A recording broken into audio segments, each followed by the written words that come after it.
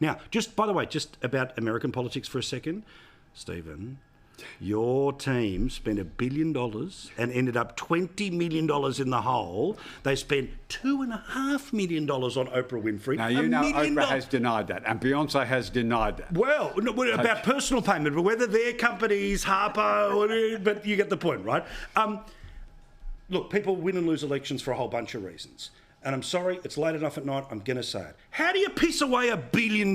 It's a very good question. Like, surely you could spend $750 million and lose. They got themselves convinced that on a couple of issues, like, as an example, abortion, that there were all these Republican women who were going to vote against Trump, still for the rest of the Republican ticket, but against Trump.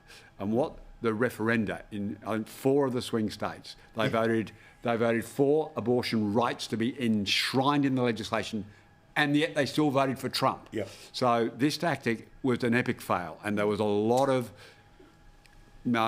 effort to try and farm a vote that didn't exist. Yeah. And that's how you waste a lot of money. Okay, and in a machine, right, presumably if you've got $200 million, you've got access to the best, data thing in the world to have a look around this corner or under this and lift this and all of that, right? But obviously the data was wrong. Right? Now, we know they were spinning and BSing and all the rest of it, but you don't keep spending. I mean, when you know you're losing, all right?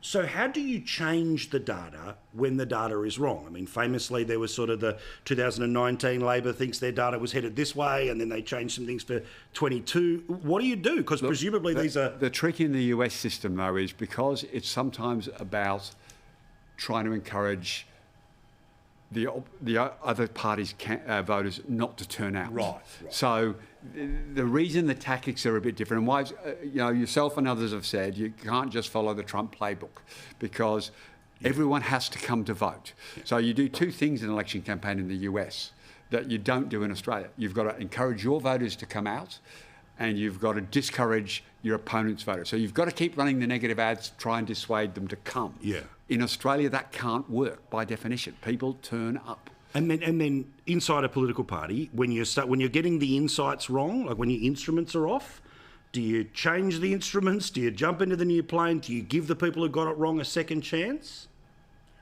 Well, that's if you knew the answer to that question, you'd never lose. You never lose an election. Absolutely. So I never have. We both won and lost a lot of elections. And I've never lost one. Never lost one. Sat here for 15. Never lost one. You opened it up. I personally I was successful in all the elections I ran in. Oh, there we go. Excellent. All right. Thank you, guys. Do appreciate it. Can I just do a very quick shout out? A couple of weeks back, I was travelling overseas on a Thursday morning, and one of the stewards came and he hid his name. He didn't want me to know his name. And he said, I just wanted to say to you how fantastic and how much he enjoys watching the 3 of us. Hey! And so I wanted to give him a shout out, even though he didn't want me to know his name. And he did ask me to, not as a promo, but just as a reminder that I'd do this, that I'd give you a Qantas cap to leave in the man cave. He wanted it in the man cave. Well, I apologised to him. I forgot it today coming to Sydney. But he was a great guy. I had a lot of laughs with him during the flight. But he really loved watching this part of the show. God love you. So it was very kind of him, and he was fabulous to have on the plane. Well, our mystery man, when you see a cap turn up, that's going to be our shout out to you. Thanks very much. Appreciate it, guys.